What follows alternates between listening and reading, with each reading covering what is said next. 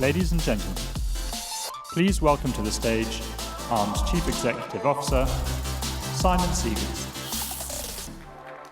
Thank you. Do you like that? It's pretty cool, isn't it? Good morning, everyone, and welcome to Arm TechCon. Here we are again, here in San Jose. Thank you so much for coming out to spend a few days with us here at our annual event.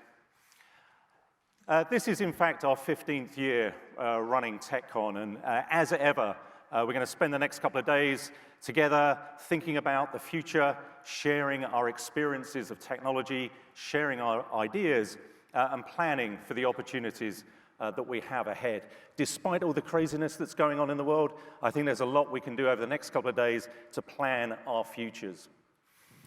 So this is our 15th TechCon, and in preparing for this, I was thinking back to 15 years ago when we held our first event, which was much smaller, screen was much smaller, and I had this sense of deja vu.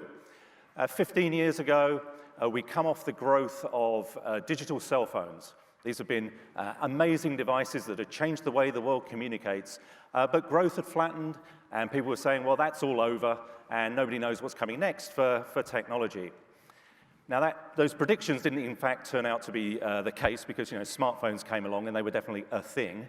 And here we are now in 2019 where, again, growth of mobile devices have slowed. But despite that, I think there are enormous opportunities ahead for innovation in mobile. You'll hear a lot about that from Ian a little bit later on.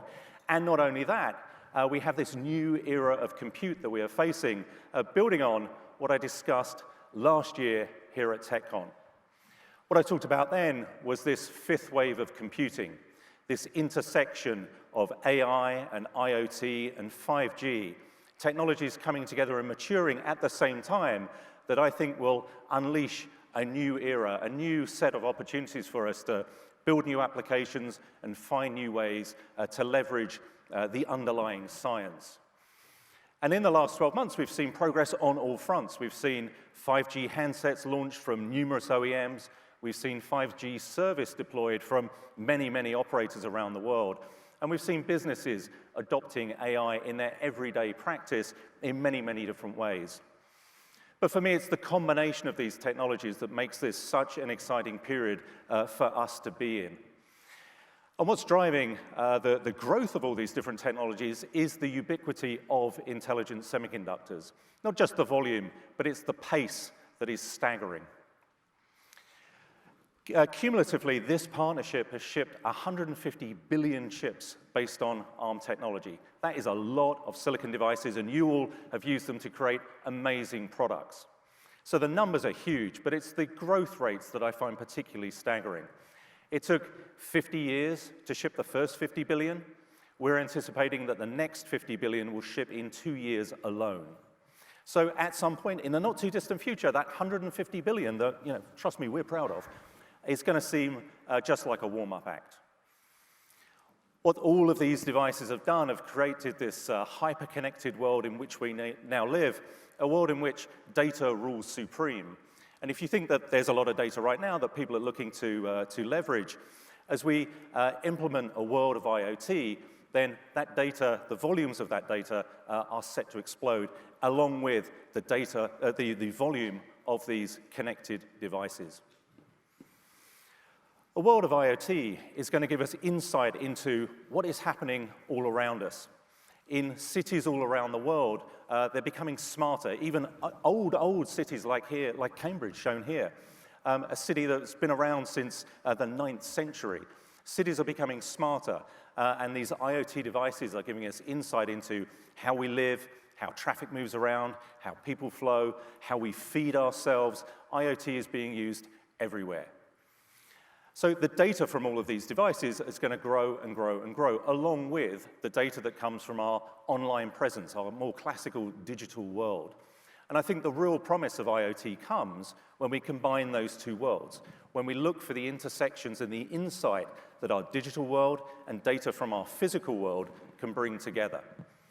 That, I believe, represents an enormous business opportunity, and the next winners and losers in tech are going to be the companies, or going to be determined by the ability to gain insight from all of that data. Now, that sounds easy to do, but it requires a lot of processing. It requires moving data around and gaining insight from it. And for that, we need, of course, AI. And AI is one of the key technologies in this fifth wave of computing. So AI has been evolving, but what I find particularly fascinating is where AI is happening. AI grew up in the cloud. The existence of effectively unlimited computing in the cloud available for almost nothing has led to the rapid evolution of the algorithms that are allowing us to gain insight from all of this data. It's been a spectacular rise over the last couple of years. But AI, whilst it grew up in the cloud, can't live in the cloud because you just can't afford to take all the data to where the processing can be done. You need to take the processing to the data. So whilst AI grew up in the cloud, AI is now leaving home. Computing is moving into the network. It's moving to the edge of the network. You'll hear about that from Drew Henry tomorrow. And critically, it's moving into the endpoints. The things that are connected to the network itself, they are growing in intelligence. They are growing capability to process data, to run machine learning algorithms, and that creates a lot of new opportunities for new applications. Now, whilst a lot of AI today is running on ARM processors, in fact, the majority of inference is running on ARM processors today on your handset, all over the place in the audio devices in your house, we are continuing to work on our technology so that we can span this entire continuum of AI from the biggest computers down to those tiny sensors. And those tiny sensors in the endpoints, I think, represent an enormous volume opportunity, an enormous opportunity for innovation. So here's a great example, one that we come across recently. This is a real device. We've mocked it up here in the animation just to make it look a bit more interesting and a bit more dynamic. But this is a water sensor, something not much bigger than the clicker I've got here. And this can attach to a water pipe. It can listen to the flow of water through the pipe and look out for anomalies. It could look out and detect a leak. And of course, leaking water is not something you want to have to deal with. You flood your basement, flood your factory, not good. But this can also spot where water blockages happen. And this is one of the applications that the company that built this have found some real resonance with. They're deploying their device in hospitals, in healthcare homes, looking for these moments when the water blockage happens, because that can lead to diseases and health issues, things like Legionnaire's disease, which is something that you don't want. It does kill people every year. So it's a great device, low cost, but there's a lot of scope for innovation and improvement in that device. The way it's built today is that there is a sensor listening out to the water flow. It's connected via Bluetooth through a gateway, and what it does is capture that acoustic data and transfer it all to the cloud, where the AI is running, working out what's going on, and alerting someone if something has gone wrong. Now, that's fine, but it's actually very, very inefficient, because transferring all of that data, that's not scalable. It's very costly in terms of running the radio on the device the whole time, and it means moving a lot of data through the internet, which is going to burn a lot of power, and doing the processing in somewhere which, frankly, is overkill for this type of application. So this can, of course, get better, and the next generation of this device will have the machine learning workloads being done in the device itself, right there where the data is being captured. That way, it becomes much more efficient, much more scalable. You could roll out millions of these, and most of the data would stay on the device. What it does then is work out if there's an issue and then raise the flag for help if something happens. Now, this is then therefore much more scalable, it's much lower cost, much more energy efficient, much smarter. But even then, we can go further. We can go further by directly connecting this via a cellular modem into the network. Problem today is, of course, you can't do that with today's networks, and that's why 5G is so important. Now, I've said many times before that I believe that 5G is really foundational to the next generation of computing devices. For us as consumers with our smartphones that, frankly, we can't lead our lives without, it's going to lead to better devices, faster download, more responsive, better interactivity. It will lead to developers creating applications that make use of all of those features, and we'll enjoy that. We'll enjoy the innovation that comes from it. And 5G really is happening. I hear lots of people saying, well, it's a bit of a fad. When's it going to be a thing? Well, there are over 1,000 5G deployments right now in the world. There are about 80 different network operators in the world now running 5G service. So it really is a thing. So it's going to make our handsets better, but that isn't where the real promise for 5G comes. The real promise, I believe, is that ability to connect billions and billions and billions of more devices to the network. As I said, you can't do that with networks today. Every other network has been designed around how many people are there carrying smartphones. 5G allows you to connect what we anticipate will eventually become 1 trillion connected devices straight onto a cellular network. The network is designed to cope with that kind of volume, and has many features which really enable then innovation around these connected things. You can create slices of the network with their own characteristics of upload and download speed, their own quality of service, their own security features, and isolation from each other to enhance security. And that's really important, because with all of these connected things, security becomes a really, really important issue that we all have to deal with. And I've talked about that many times before, and I apologize if I sound like a bit of a broken record on security, but I cannot emphasize enough just how much we all need to take security as a primary design consideration in everything that we're doing. Now, we're making good progress. A couple of years ago, we launched the Platform Security Architecture, PSA. This is an architecture for how to integrate the various components down in a small device so that we can build secure software on top. That's great. We've seen now PSA-compliant devices coming to market.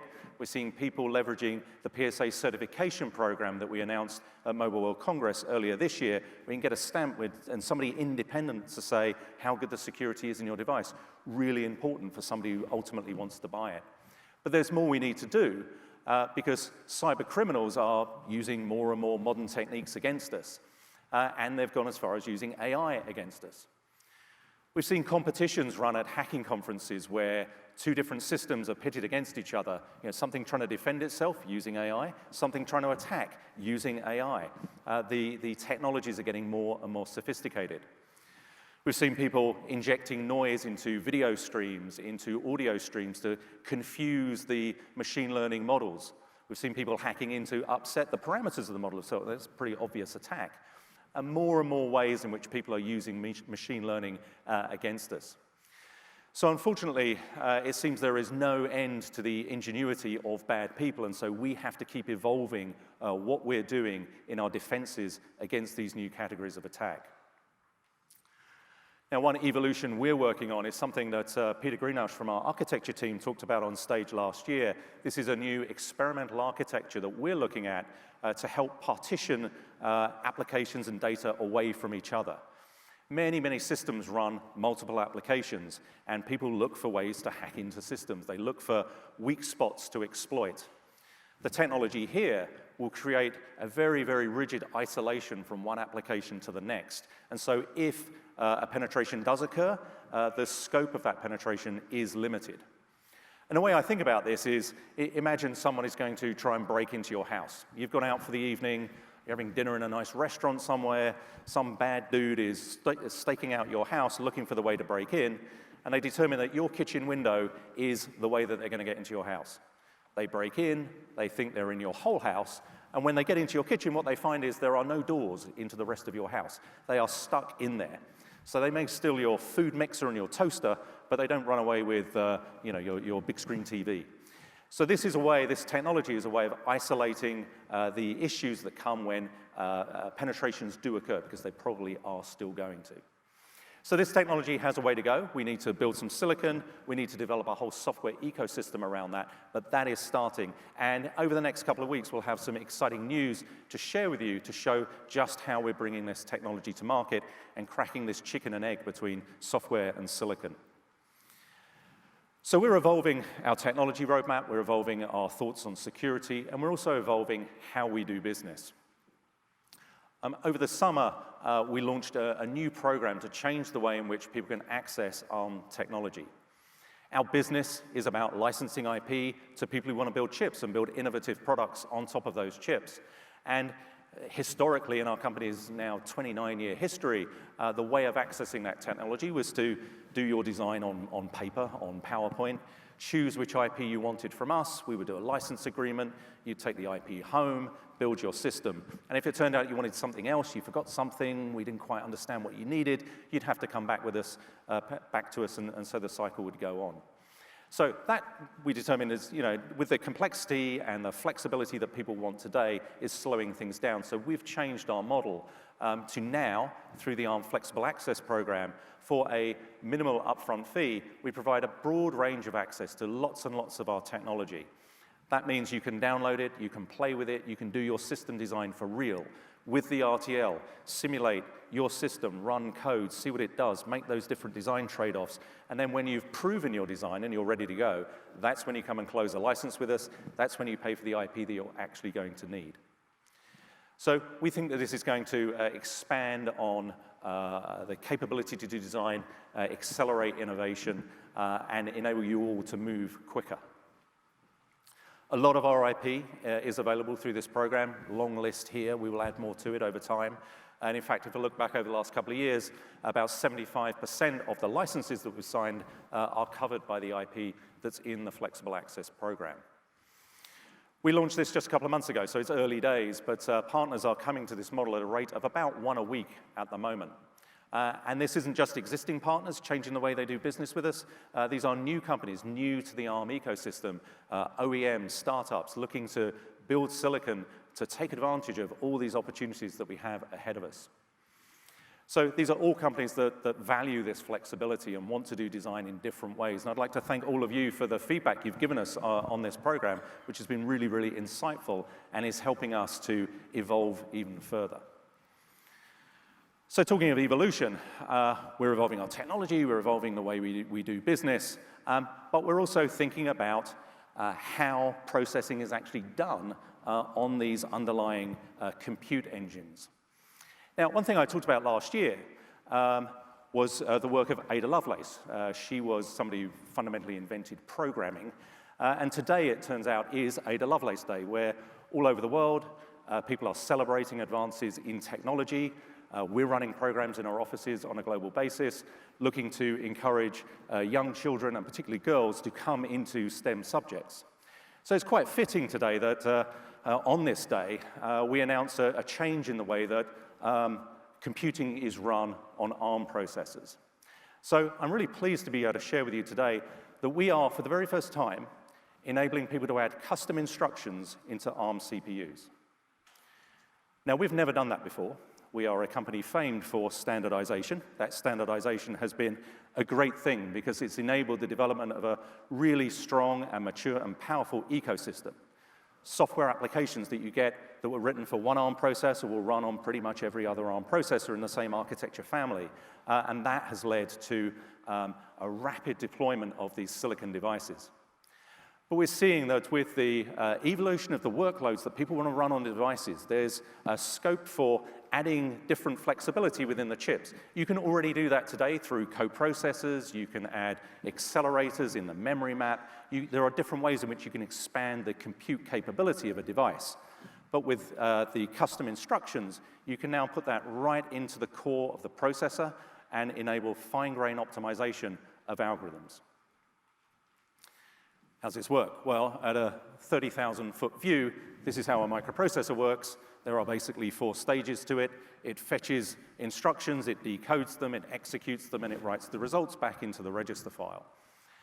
What we've done to allow custom instructions to be added to the core is put in the hooks into the decode and the execution phases of the processor so that as these custom instructions come down the pipe, you can decode them to do whatever it is you want to do with them.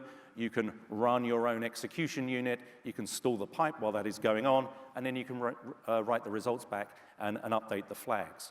So we've put those hooks right into the core. You can use them to do whatever you want. Things we're thinking about are applications where, the odd instruction here or there, which not every processor needs, so we don't want to put the weight of of that logic in every processor, but applications where an extra instruction or two would make a big difference. Great example is in storage applications or modem applications where you want to look at the bits in a word and work out how many ones and zeros there are separately. You can do that in logic in a relatively straightforward way, but you don't want it in every application. But you might want it in your application, and this will enable a way for you to do just that. So adding this capability, we've been thinking a lot about how we support it through software tools, because you can build the most complex microprocessor in the world, but if you can't program it, that isn't very useful. So we've thought a lot about how we support the tools flow, and it turns out that is relatively straightforward through the maturity of the ecosystem that we have. Already today, many of our partners ship microcontrollers with board support packages, with CMSIS packs that go alongside the processor itself and implement custom functions. Might implement how you do DMA through memory, might implement how you do encryption. And this is the mechanism through which we anticipate people largely using the custom instructions that the semiconductor companies add into these devices as they build them. Now, you can always inline code through the C compiler, but in general, we expect the custom instructions to be accessed through specific library calls. Now, the first product that we're putting this into is Cortex-M33, and there will be an update to that processor coming early next year. We picked M33 because it's already an incredibly flexible processor.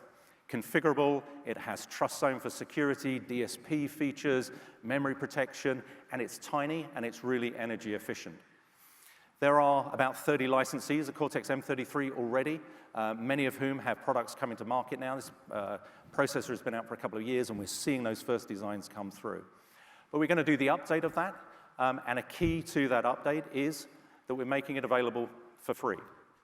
So if you are a licensee of M33, you're going to get an update on this under maintenance. Anyone who licenses M33 today will get these features, and in fact, we're putting them into all M-series processors now going forwards to provide that flexibility.